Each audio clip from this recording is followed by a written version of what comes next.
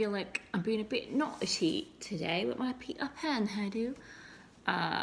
Naughty because, not really, but sometimes videos pop up just depending on what I listen to, what I'm thinking about, because I feel like some of the technology and peeps around me are trying to read my mind or something.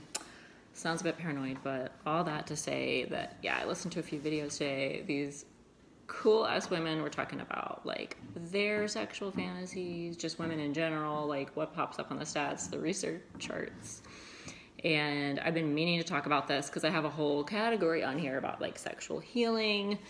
And I have found it over the past few years, more years than that. I would say since 2012 when I started acting and I started doing these things, it just kind of along the same lines, just parallel journeys here. It's like my sexuality started to become more open and I wanted that. It's like I made some serious mistakes, just like everyone does in their life, that harmed me, harmed others. You know, it's like emotionally just kind of trying to figure out life while I'm sexual healing. And I think I did that more externally with others most of those years. And then the past few years, time after time, I just keep along my spiritual awakening. I go within, and a lot of it is my own sexual healing, just me, myself, and I all by myself. And it's like people can judge that and be like, oh, that's naughty, that's bad, that's dark, that's like, oh, you're nasty, or this or that. It's like, no, that's healthy. Once I opened up, I was like, I've always been a proponent and talk about things openly, you know, not in inappropriate places. But I have a separate category for that. That's why it's on here on that. So if you don't want to hear about it, if you're more prudish or you're living in a fantasy world where you think sexuality shouldn't be talked about openly, then fine. Don't click on this and don't click on my category. It's called sexual healing. Because as you can see, it's not called sex. It's not called, you know, fat life, fantasy life. It's nothing like that. Like, that's not how I deal with myself and my sexual. It's just unique to me, and that's how I feel like it should be treated with everybody. You should really just do your own healing and like explore yourself. There's so many more like therapists out here and people who are into sexual healing and therapy and somatic healing. It's really, if you've been through any trauma, I think it's so important at some point when you feel open to do your own sexual healing or connect with like a sex therapist or just a somatic healing therapist will help you like drop in, check in with your body, because my body has changed. So many things have changed about me, or maybe it was there all along and I just didn't know. You have to peel back the layers and figure out what is hiding beneath all this programming and all this gunk, all this darkness that has been put on me, but you don't know any better. You're just living your life and living from the programming, the brainwashing that like I should do this. This is what I was, this is what my family, my church taught me, school, society, right? Just being an upstanding citizen, just hearing things labeled like this is what, I don't know if I can even say the S word, like sluts do. This is what, good girls do. This is what a good Christian does. This is what this person does. This is what bad boys do. This is what outstanding men, good husbands do. It's like, oh my God, it's not mutually exclusive. If you don't know what that means, look it up. Like, you are an individual. And once I stopped labeling myself, I stopped labeling others. And I'm so disinterested and turned off by like most labels, you guys. It's just usually damaging, harmful. It can just mess with people. It can make people feel self-righteous and prideful, and it's ridiculous. Like, if you're just keeping it real, being authentically you, once you get to know yourself and peel back the layers, then labels really don't have all of this use anymore. It seems pretty pointless and silly. I laugh about things that I used to think were, like, I would put them in the little compartments and it would be like neatly I was kind of like a man like that. I had a little compartments. What do they say? Men are like waffles, women are like spaghetti. I think I'm both. Everyone has both energies, masculine, feminine. So I would just pick different things that I felt like more like a man about. And then other things I'm like, oh, I'm totally a woman, just swirling in spaghetti spirals, trying to do it all, right? Anxiety. And then over here, I'm more like a man. Like, I'm in charge. I'm the alpha. Like, you can't scare me. I have like this impenetrable confidence wall when certain things definitely would break me down, but I would like. Anywho, this is not about all that. This is more about the sexuality, the fantasy. I was listening to a couple of these, and I'm surprised they didn't mention, because every time I've looked up like the number one fantasy for women, it's usually like rape, but not real rape, you guys. Like, someone being forced that you want, that you're attracted to, your partner or somebody that you're with in some kind of capacity, right? And them like forcing, like, but it's agreed, it's like consensual. It's not really like that, you guys. But it's that alpha aggression that women are turned on to. Most women, so they didn't mention that one, or I only listened to a couple of them, but they were really great, confident women just talking openly about their fantasies and other women going through the numbers. So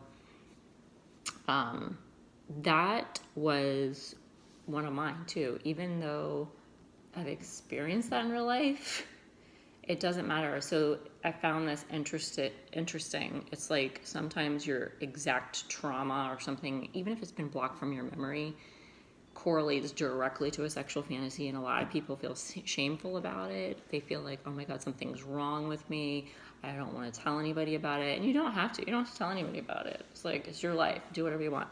But if you find a partner one day that you're like, oh my gosh, I want this amazing sex life, I want to be totally open about my sexuality and theirs, and I want to give them everything, and I want everything given to me, then you might as well get more comfortable with yourself and go there with yourself first, so you can be fully 1000% there for that other person, and that should be reciprocated to you for sure.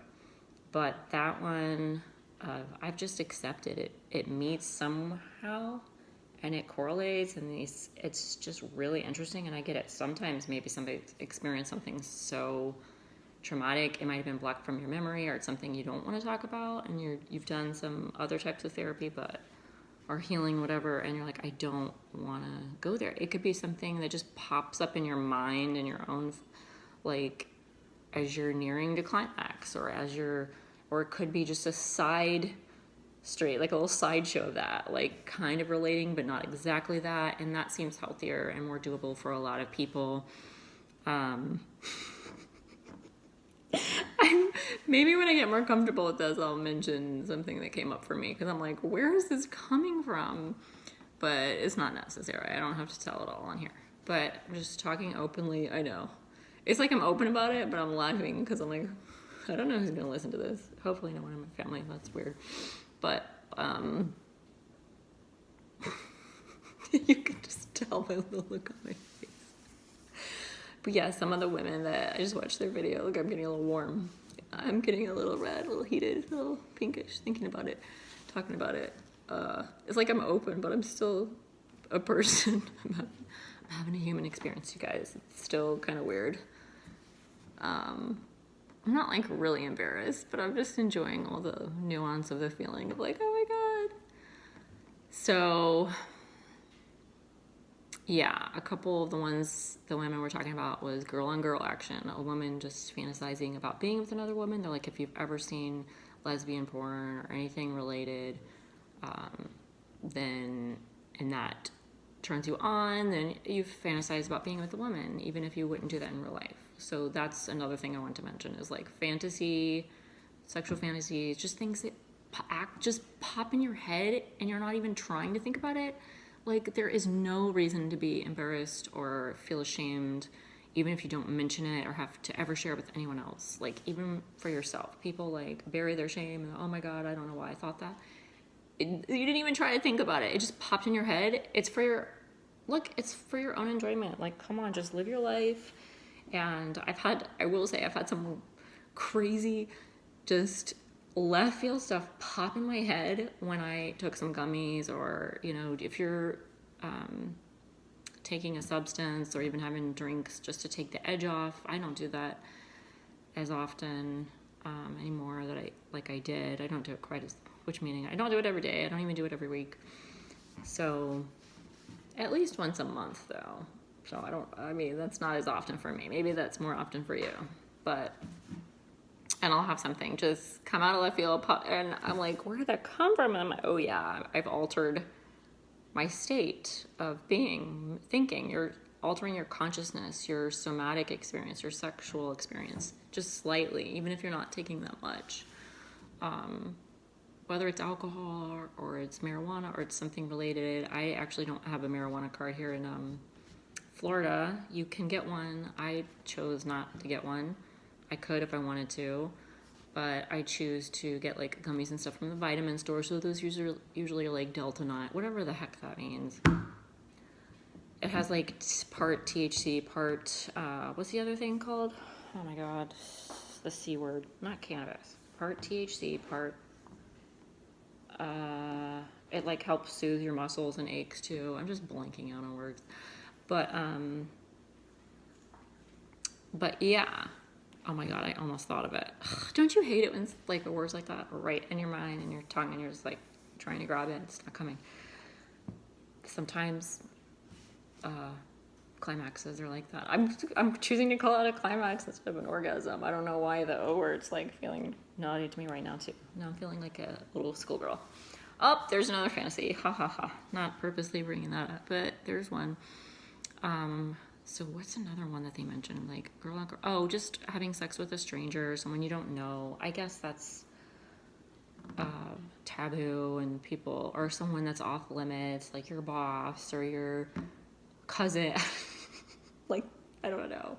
Or, yeah, I don't want to go down that rabbit hole, but like a boss or a professor, that kind of stuff, or neighbor, that kind of stuff seems more acceptable to me, and like I've gone there before. Like it seems more fun than like when you're talking about, you know, all the other stuff. I'm like, I don't want to go there, but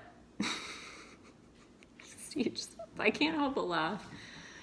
And yeah, I'm not on any substance right now or drinking. It's just sometimes the thought of all this makes me laugh. But yeah, let me know if you guys are willing to share any of yours or anything you've heard of or you're learning about and you're becoming more open. You're like, oh my gosh, like these are things people do and experience and talk about. And it's okay for me to explore that, whether I'm just talking about it at first. I have researched stuff, you guys, and looked stuff up that I have never done in my life. But I wanted to learn all about it. I was just fascinated with it, just so curious. And if somebody looked at my Google search history, they would be like, this lady is a complete like sex worker and like expert on this topic specifically, because why would she go? Sometimes my ADHD life, I'll just latch onto a certain subject, or like somebody will say something, or I'll be like, oh my God, you can do that, or that's helpful for that, I didn't know. And I'll go down the rabbit hole from like medical reasons and medical explanations to like on the sexual side, the fantasies. Like I just want to learn all about it if I obsess over some concept. And it doesn't mean I've ever done it. And there's definitely some things that I was like, oh my God, I was fascinated. I still haven't done it. I won't say what it is. So you'll just have to use your imagination. And I'm just not going to say it. I'll share some things on here, but I will not share it all. So there you go. Crystal Teas. Make sure you're following and subscribing. You never know what I'm going to say next. I don't either. I don't know what I'm sharing. I don't edit this. I don't pre-plan unless I just mention a topic that I'm going to talk about live later. But I feel like I should do a live on this specific topic and see if anyone wants to join me. Should I do it the Sunday and be like a Sunday share, which happens to be the same day people like to go to church? I find that kind of amusing. Or should I save it for another Friday flow? Or should I do both? If anyone listens to this whole video to the end, it's almost 15 minutes now of my rambling about sexual fantasies and sexual healing, then let me know, because I think I'm going to do that.